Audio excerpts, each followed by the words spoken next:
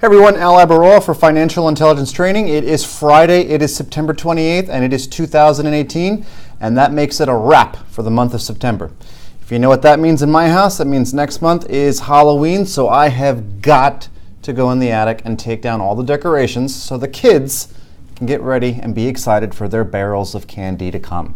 It also means that next Friday we have a fresh round of macroeconomic data. And this week we had our Q2 revisions leaving the number at 4.2%, which is a scotch above the previously estimated 4.1.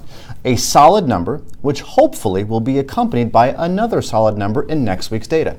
Now, financial intelligence training students certainly understand the importance of the macros and how to dress and redress the portfolio off of that data.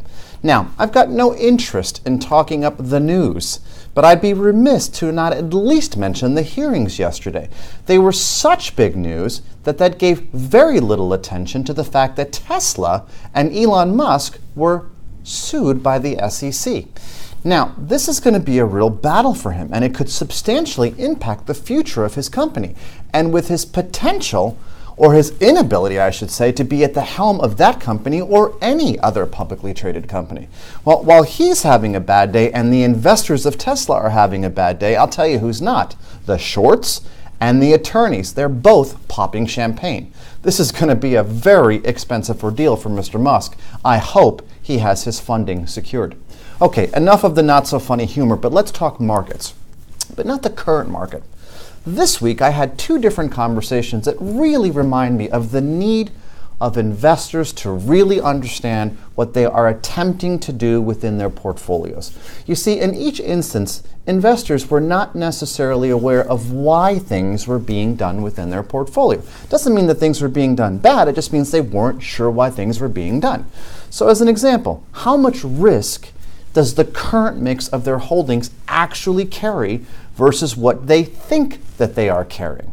So I'd like to take a moment to point out a few important terms. The first is risk-adjusted return. So what does this mean? Simply put, how much risk are you accepting to seek that return within the portfolio? The second term that I want to come up with here, or explain, is really a combination of terms, and that's upside and downside capture. So let's start with upside capture. Let's say the market were to increase $1. Well, how much of that $1 did your portfolio increase by? Did it go up by 40 cents, 50 cents, 90 cents, or more than that dollar? So let's say it was 50 cents, meaning the market went up a buck and your portfolio increased by 50 cents.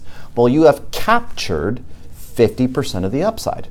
Anything in excess of the benchmark would be deemed alpha, the rate captured above the benchmark, meaning the market went up by a buck and you made $1.10, 10 cents was your alpha. So let's look at the downside. Let's assume that the market dropped 10%, and it did this year. And now you looked at your portfolio and you see that it dropped 11%. Well, in this case, the downside capture would be $1.10.